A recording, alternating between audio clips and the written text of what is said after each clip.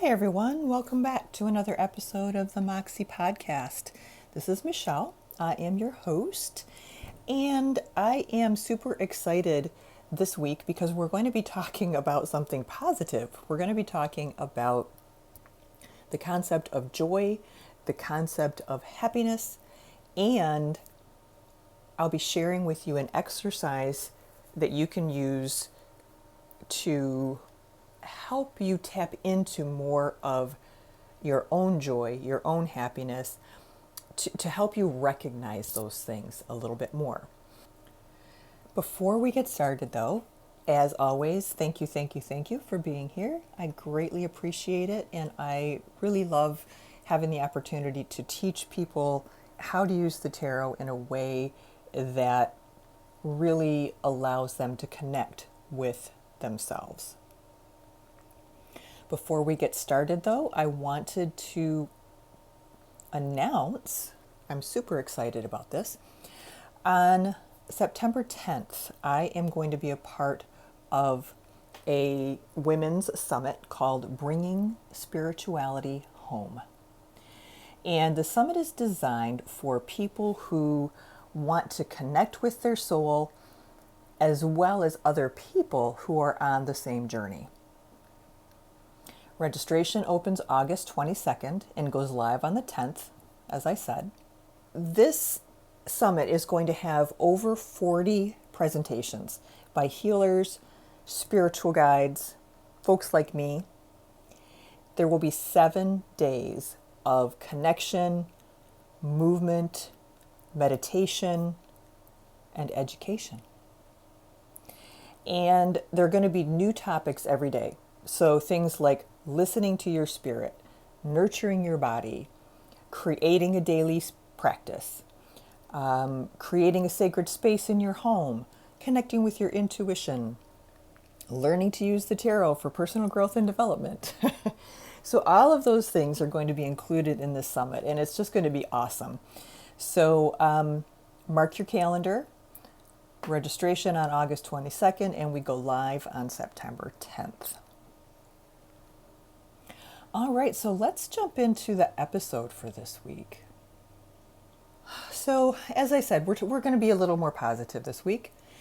With everything that has been going on, I just started to think about these concepts of happiness and the concepts of joy and what they are and how we can continue to integrate them into our lives in difficult times. I know that I am not the only one who felt like the month of July was an emotional gut punch. I'm feeling a little bit better. Lots of meditation, lots of yoga, lots of exercise, getting outside in nature, doing all of my nurturing things that have helped me shift my mindset a little bit.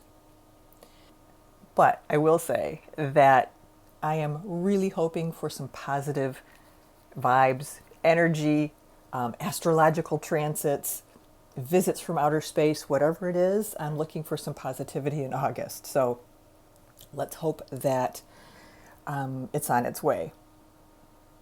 Like a lot of people, I have spent a lot of time over the last couple of years trying to figure out how to navigate this new normal that we're living in. How to navigate a new normal that is new every day. It seems like it changes every day. It seems like we're constantly having to dodge and shift and sort of punt to just keep things moving along. The negativity is really strong right now. There's no getting around that, right? The negativity is there. It's coming from everywhere. It's coming from the news cycle. It's coming from, I think even energetically, people at the grocery store who are frustrated with the prices, or people walking down the street who are angry or frustrated about this, that, or the other thing. And so the energetic vibe right now is just really heavy. And I was finding myself in a situation where I could feel the borderline kind of depressed, lots of anxiety, and I needed to do something about it. So I started to, as I said, analyze this happiness versus joy and how to bring more into my life, because I recognize that, this is the new normal. This is not a temporary hurdle for us. We have a lot of changes going on in our personal lives, in our global affairs, in our national affairs, just everywhere. So, what can we do to not let all of that smother us, not let all of that just become sort of the waters that we swim in? I would much rather, I look at it like, the energy right now would be like polluted water.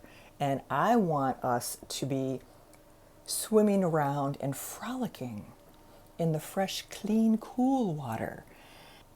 So how are we going to do that, right?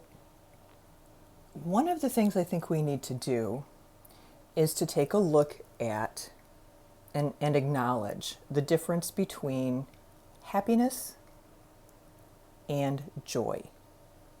And they are two different things. They're subtle differences, but they are two different things. I want more happiness and more joy in my life. And it's not that my life is horrible right now. In fact, over the last number of years, I have gotten much better at seeing the happiness and seeing the joy and finding those things. But there are times when I just need a reminder, like everybody else. I define joy as an internally generated feeling that comes about as a result of cultivating an appreciation for something. So the feeling I get when I do something kind for someone else, the feeling I get when I play with the new kittens in the neighborhood, the feeling I get when I watch my husband wear his ridiculous, quote, comfy clothes that make me want to laugh every time I see them. Those are little joyful moments. Happiness is more external. Happiness is more a resulting feeling that comes from things that happen to us. So, for example, I won the lottery. I am so happy I won the lottery. I got the job I wanted. Yes, I am so happy about that. I'm taking a trip. I'm so thrilled about that. My daughter invited me to, I don't know, do something that daughters never invite their moms to do. Those kinds of things that make us happy, that make us feel accepted, welcome, belong, like everything is good. But they're outside of us. They're things that we don't control. So if we're not able to control what makes us happy, but we are able to control our joy, because remember, joy is about cultivating appreciation, then it makes sense to me that we should put our attention, and apologies for the dog barking, we should put our attention and our energy more into cultivating joy than into being concerned about whether or not we are happy in our lives. Because there are going to be times in our lives when things suck and you won't be happy, but you can still experience joy in those moments. So, for example, let's say you just lost your mother. Let's say you and she were very close, had a wonderful relationship, and she passed. And that is making you clearly extremely unhappy.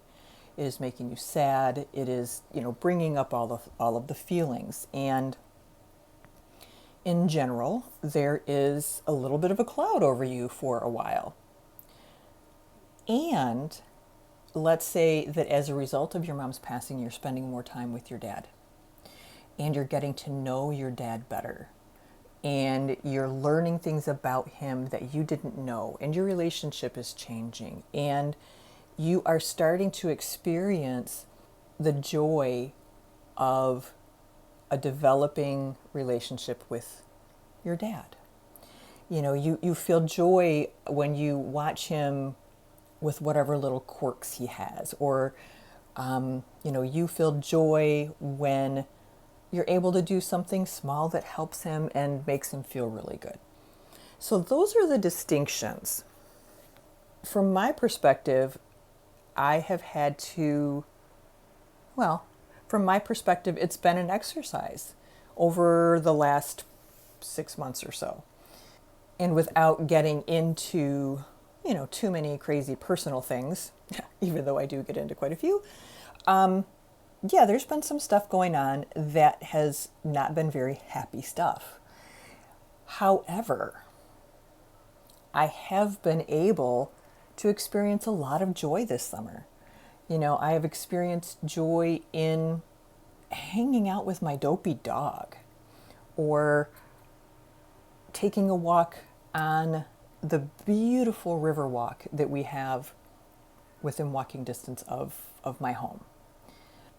Hugging my daughter, who I hadn't seen in a month.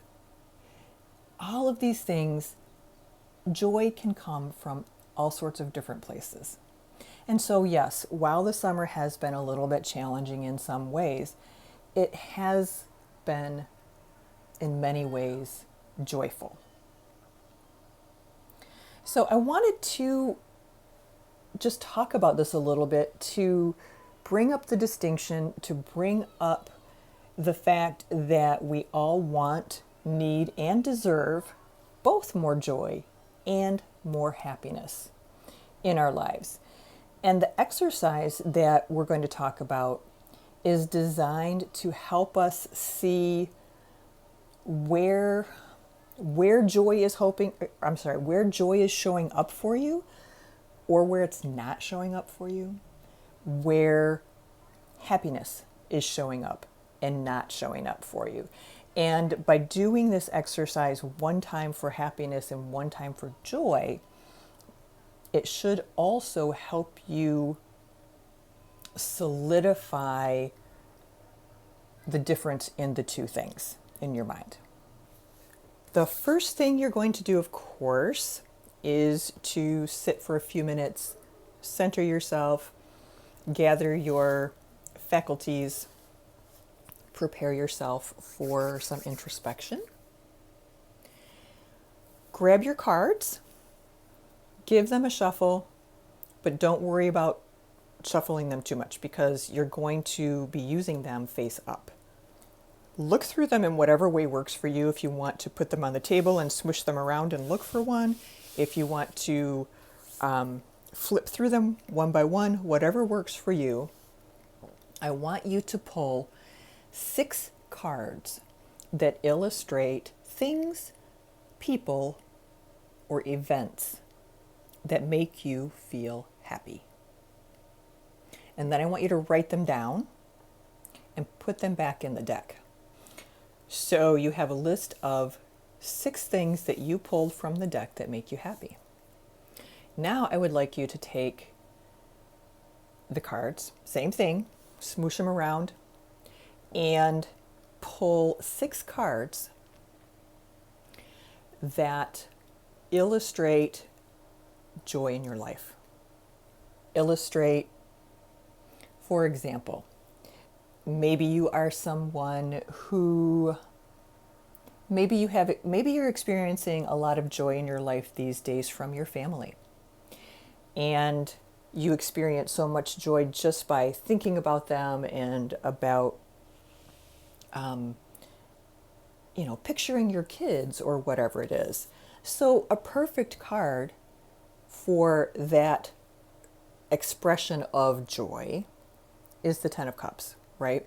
So I know that it's a little bit tricky to convert these cards into feelings sometimes, but take your time, spend a few minutes, and just pull cards that feel right to you. If you are finding that there are a lot more than 6 cards that illustrate your joy or that illustrate your happiness, feel free to go a couple rounds. So the first round, you pick every card in the deck that you think might make you feel happy. Then you could always go back and then narrow it down from there. So don't put a lot of pressure on yourself. Also, don't put too much thought into this. Try to react emotionally or instinctually to the cards when you choose them. Okay? So I don't want this to be a logical thing where, you look down and you say, okay, I want to feel more joy, so I know that I don't want the 5 of Pentacles. Yeah, I don't want that. I know that I don't want you doing that. I want it to be more open, free, intuitive, gut check kind of thing.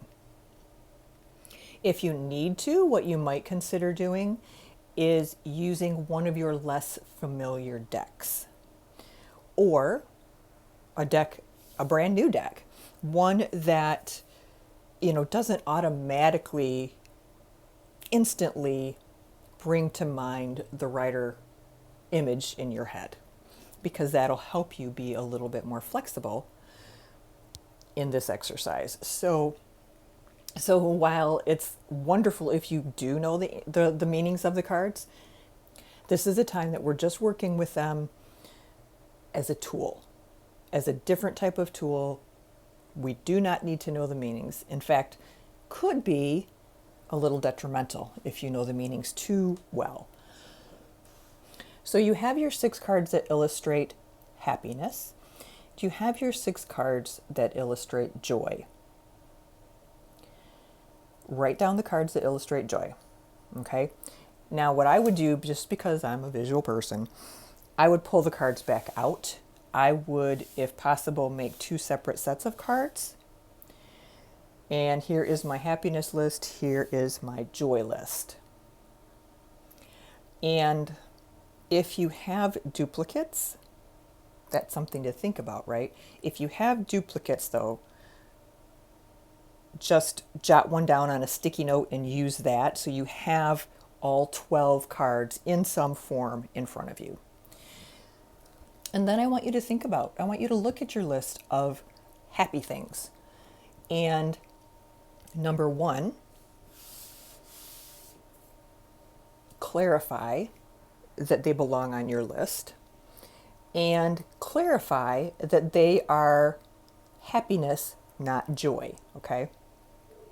And do the same thing with your joy list. So you're going to want to go through both lists, and you're going to want to clarify and make sure, yes, these things make me happy, right?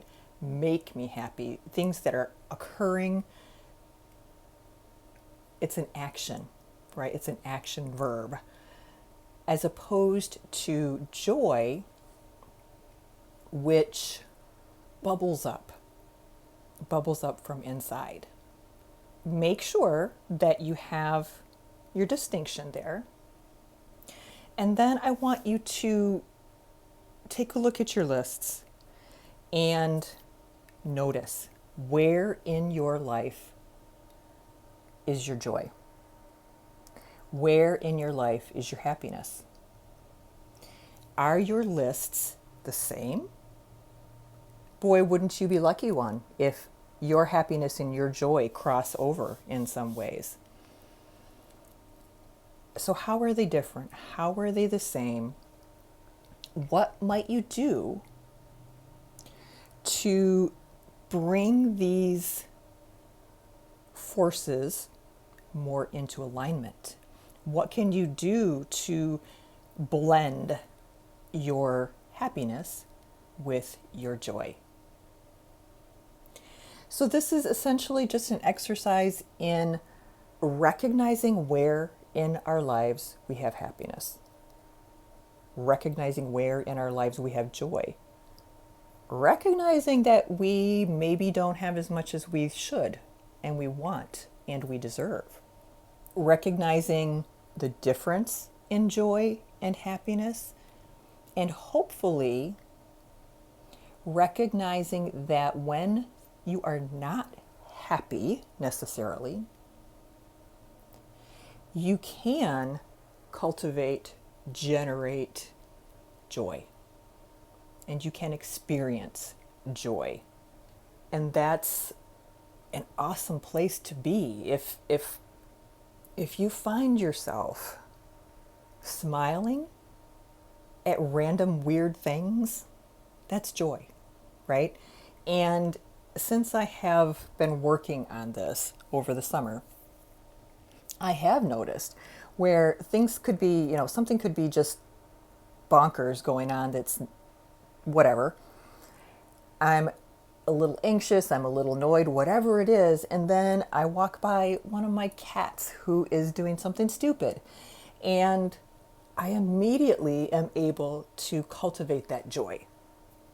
And when we can learn to cultivate joy in the midst of unhappiness, or when we can learn to figure out a way to blend what makes us happy and what makes us joyful, we are, I think, setting ourselves up for a much healthier, satisfying experience in this body that we have.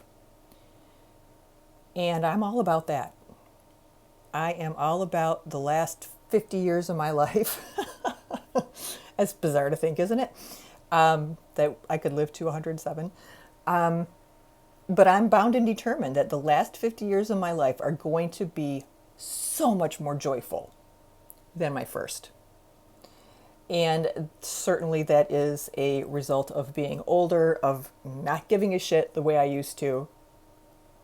But it's also a result of me consciously working at it.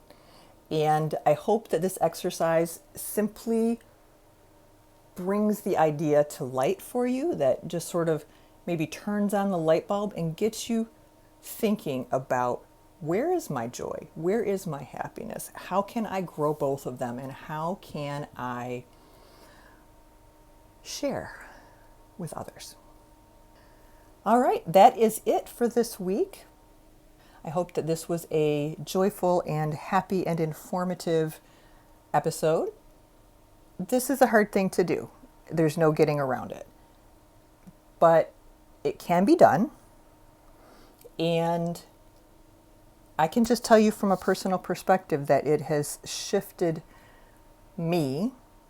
And this has taken years, so don't be too hard on yourself if you're not feeling joyful and happy next week. But I spent years being sort of bubbling under the surface, just like anger and anxiety and frustration and things that like I said, were just simmering and would pop up anytime something went slightly wrong. And that was a miserable way to be, and it was a miserable way to live. And it's taken me years of working on all of this stuff to shift and create a place for myself to live that does not feel that way, to create a place that feels joyful. So I hope that this is something that will point you in that direction as well. Even in the midst of all of the craziness, we can find joy. Be well, everyone. Have a great week. Stay out of trouble. Enjoy the sunshine. And I'll talk to you next week. Bye-bye.